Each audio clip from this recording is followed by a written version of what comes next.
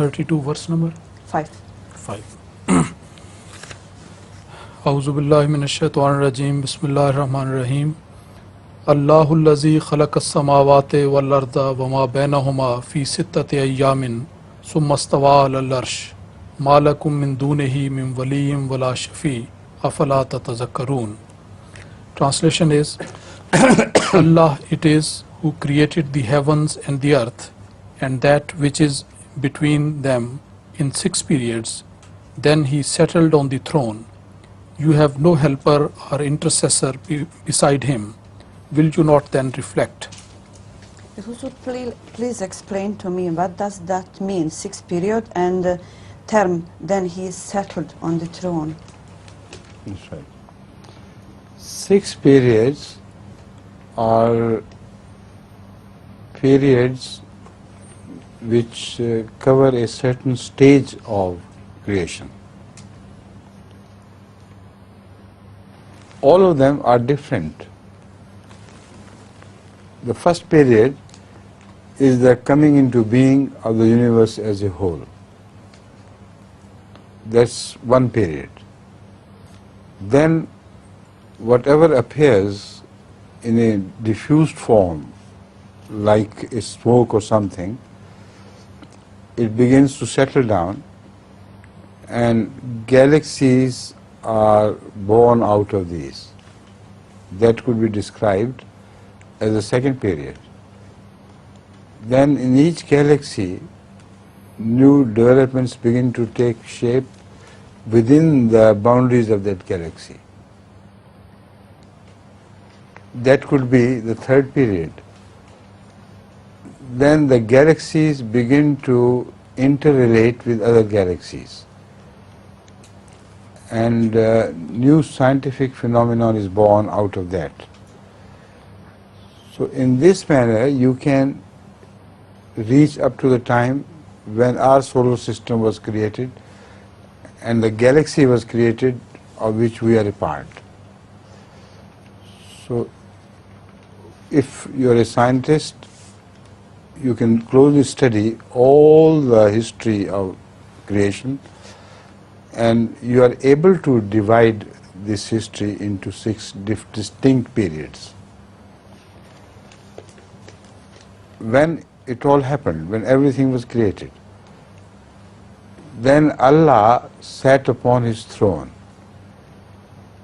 This is a very profound verse, which means that before everything was completed, it did not give time to Allah, in human terms we can call time, to separate himself and just govern at the top. But when a management is completely established, when all the people are made responsible, all made servants of somebody are made responsible for given tasks in different areas, then that person can recede from direct interference and sit on the top and watch his servants to follow his commands.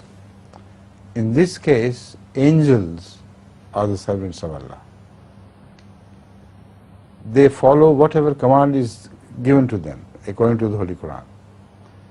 They are responsible for each law which operates in nature.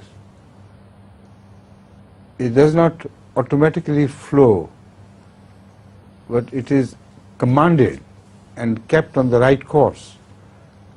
And there are millions or billions of such laws which quietly, without making a noise, operate the universe, and people think they are happening automatically. It's impossible.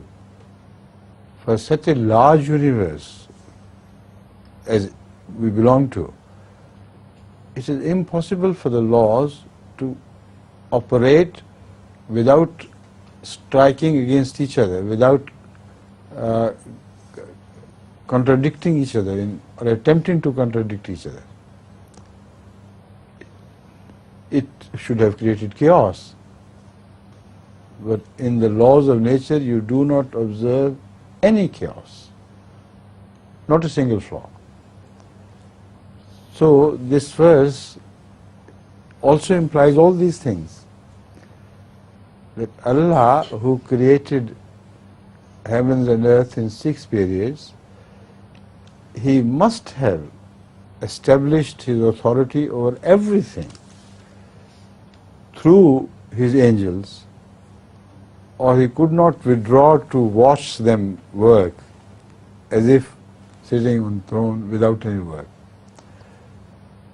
But He is never without work, because He commands the entire universe, and from time to time uses certain of His laws against certain other laws to give a special cover to His chosen servants, to achieve something special for His chosen servants. Although He does not have to break laws, because His laws are created by Himself, but He knows the intricacies of these laws. He knows that some laws are superior and some are inferior. When the superior laws take over, the inferior laws just vanish or cease to operate. There are hundreds of thousands of examples in nature of such things. All the science is based on this. When they discover superior laws, the laws which previously operated become subservient to these superior laws and follow them. There is no time to elaborate this, but every scientist understands this point, that laws are created in different tiers.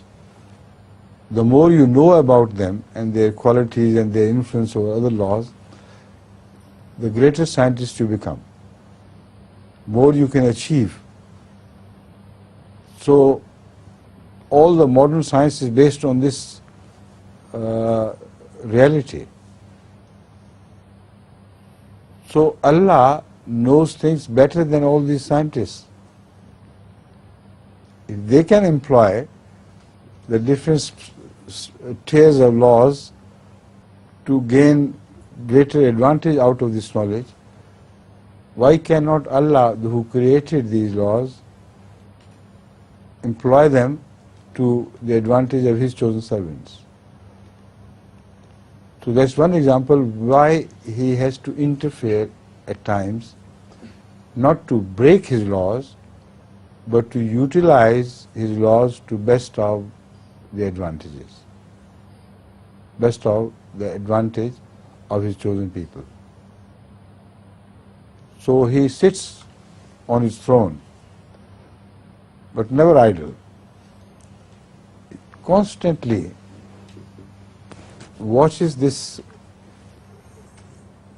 laws of nature in operation, and the scientists think that they have discovered these laws by themselves, but all this is pre-organized, and Allah decides when to